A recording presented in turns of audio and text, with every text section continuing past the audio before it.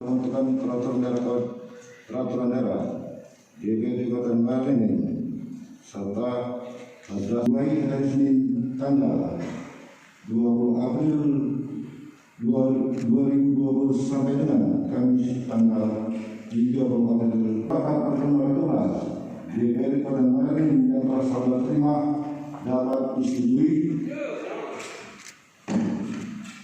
Terima kasih. Dengan mengucapkan Bismillahirrahmanirrahim, rapat paripurna ke-12 rapat satu RT Bupati Muara ini yang terhormat Saudara Forum Koordinasi Pimpinan dari Pemkab Muara ini, yang terhormat Saudara Pimpinan BUMN, BUMS dan yang terhormat Saudara dan yang terhormat Saudara Muara ini.